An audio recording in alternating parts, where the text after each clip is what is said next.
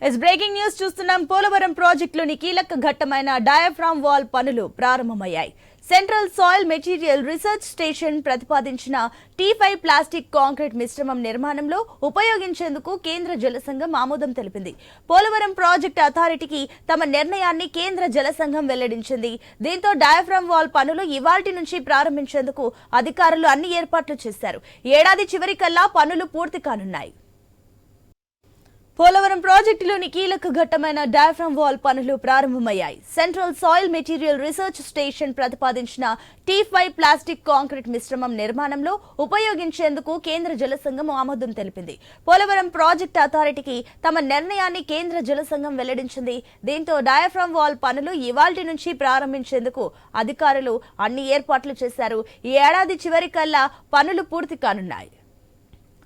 ఇసుక పోలవరం ప్రాజెక్టులోని కీలక ఘట్టమైన diaphragm wall పనులు ప్రారంభమయ్యాయి.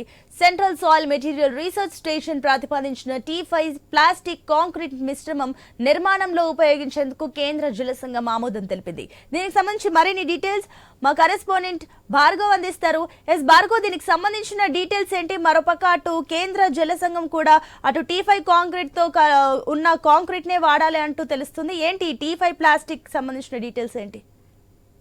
సునీత, పోలవరం ప్రాజెక్ట్ లో ప్రధానంగా ఎర్తకం రాక్ఫిల్ డ్యామ్ నిర్మించాలంటే దానికన్నా ముందు డయాఫ్రామ్ వాల్ నిర్మించాలి. కానీ ఆ డయాఫ్రామ్ వాల్ ఇటీవల నిర్మాణం చేసినప్పటికి కూడా వరదల్లో దెబ్బతినడం, లీకేజీ అవడంతో అది పూర్తిగా పనికిరాదంటూ కూడా అంతర్జాతీయ నిపుణులు స్పష్టం చేశారు. ఆ తర్వాత మళ్ళీ కొత్త నిర్మాణాన్ని ప్రారంభించేందుకు అనేక పరిశోధనలు చేసిన తర్వాత ఎట్టకేలకు కేంద్ర జలసంఘం కూడా దాని నిర్మాణానికి ఆమోదించింది. మళ్ళీ T5 కాంక్రీట్ మిశ్రమంతోనే ఈ కొత్త డయాఫ్రామ్ వాల్ నిర్మించాలని కూడా ఆదేశాలు ఇవ్వడంతో ప్రస్తుతం పోలవరం ప్రాజెక్ట్ అథారిటీ ఆధ్వర్యంలో పోలవరం ప్రాజెక్టు ప్రాంతంలో ఈ డయాఫ్రామ్ వాల్ నిర్మాణానికి ఈ రోజు ఉదయం 10:19 ముహూర్తానికి పనులు కూడా ప్రారంభించేందుకు అధికార యంత్రాంగం సిద్ధం చేశారు. అయితే గతంలో నిర్మించినటువంటి ఇదే మిశ్రమం కాంక్రీట్ మిశ్రమానికి సంబంధించి డయాఫ్రామ్ వాల్ నిర్మాణం చేపట్టితే వరదలు వచ్చిన సందర్భంలో అది లీకేజీ అవడం అనేది, ఆ తర్వాత సీపేజీ రావడం, ఎక్కడ పడితే అక్కడ దానికి సంబంధించి లీకేజీల వల్ల నీరంతా కూడా ఎగబాకి ఓట వచ్చి అక్కడ ఉన్నటువంటి డయాఫ్రామ్ వాల్ నిర్మాణ ప్రాంతం పూర్తిగా నీట మునిగింది. దాని వల్లే దెబ్బతింది అనేది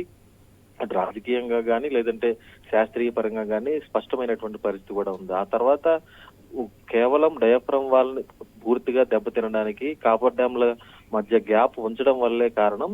ఆ కాపర్ డ్యాంల మధ్య ఇప్పుడు గ్యాప్ లేదు కాబట్టి అదే మిశ్రమాన్ని వాడి ఈసారి మళ్ళీ డయాఫ్రామ్ వాల్ నిర్మించాలనేది కేంద్ర జలసంఘం కూడా ఆమోదించింది. అయితే అంతర్జాతీయ నిపుణులు మాత్రం T16 కాంక్రీట్ మిశ్రమాన్ని వాడాలంటూ కూడా వారు అనేక పరిశోధనలు చేసి స్పష్టం చేశారు. ఈ రెండు పరిశోధనలకు సంబంధించి దాదాపు 2 నెలల పాటు పూర్తిగా కూడా అటు నిపుణులందరూ కూడా పూర్తిగా అనేక చర్చలు చేసి అనేక సమీక్షలు నిర్వహించి ప్రస్తుతం ఎట్టకేలకు మన దేశానికి చెందినటువంటి నిపుణులు ఎవరైతే ఉన్నారో కేంద్ర జలసంఘం ఆమోదించిన మేరకే T5 మిశ్రమాన్ని వాడాలంటూ వారు స్పష్టం చేయడంతో ఇప్పుడు ఈ T5 ప్లాస్టిక్ కాంక్రీట్ వాడడం వల్ల పర్యావరణానికి ఏమైనా హాని కలుగుతుందా? పర్యావరణ నిపుణుల నుంచి సూచనలు తీసుకుందా కేంద్రం?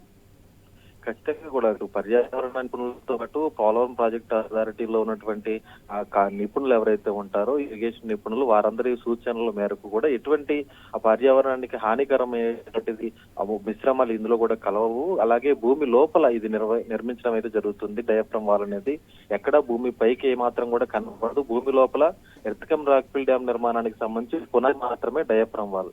భూమిలో వాటర్ లీకేజ్ అనేది కూడా జరగకుండా డ్యామ్ ముందు భాగానికి ఆ నీరు అనేది కూడా ఎగబాకకుండా నిర్మించే భాగమే ఈ డయాఫ్రామ్ వాల్ నిర్మాణం.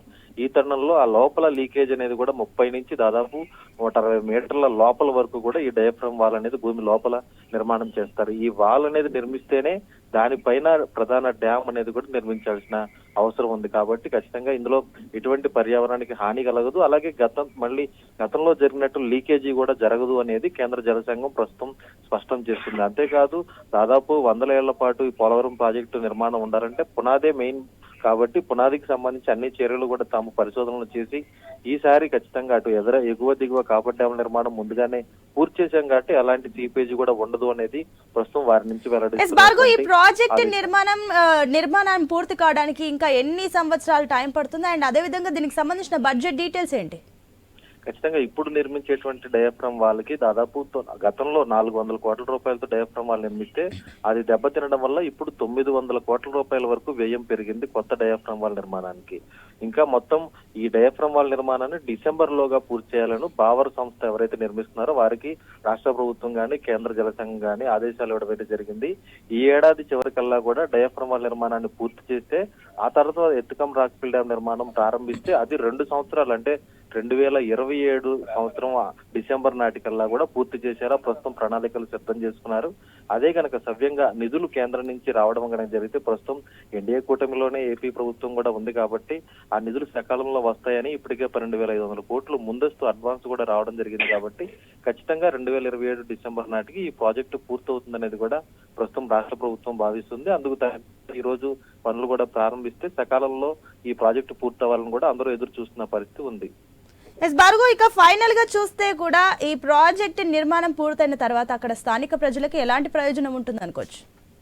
ఖచ్చితంగా ఇది రాష్ట్ర వ్యాప్తంగానే కాకుండా దేశవ్యాప్తంగా కూడా నదుల అనుసంధానానికి సంబంధించి పోలవరం జాతీయ ప్రాజెక్ట్ అనేది పూర్తిగా ఉపయోగపడుతుంది. అందుకే అటు కృష్ణా గోదావరి నదులు ఇప్పటికీ అనుసంధానం ఈ పోలవరం ప్రాజెక్టు కుడి కాలువ ద్వారా జరిగింది. ఇబ్రహీంపట్నం వద్ద గోదావరి జలాలు వచ్చి కృష్ణా నదిలో కలవడం వల్ల ప్రస్తుతం కృష్ణా డెల్టాకు ఎటువంటి ఇబ్బంది లేకుండా మరోవైపు గోదావరి డెల్టాకు కూడా ఎలాంటి ఇబ్బంది లేకుండా ఈ నీటి సరఫరా జరుగుతుంది. ఇదే కనుక పూర్తయితే అటు పోలవరం ప్రాజెక్టు వద్ద నుంచి విశాఖ వరకు కూడా తాగునీటి అవసరాలకు దాదాపు 10 లక్షల ఎకరాలకు సాగునీటిని అలాగే విశాఖలో ఉన్నటువంటి స్టీల్ ప్లాంట్ ఇతర అన్ని పరిశ్రమలకు కూడా తాగునీటిని కూడా తీసుకువెళ్లేటువంటి ఉపయోగం చెందుతుంది. అలాగే నదుల అనుసంధానం ద్వారా రాష్ట్ర వ్యాప్తంగా అన్ని నదులను కూడా అనుసంధానించడం కేవలం పోలవరం ప్రాజెక్టు వల్లే సాధ్యమవుతుంది అనేది కూడా చంద్రబాబు పూర్తిగా తన దత్తపుత్రికి కూడా పోలవరం ప్రాజెక్టును తీసుకునేటువంటి పరిస్థితి ఉంది. Sunitha. Right Bhargav, thank you for the update.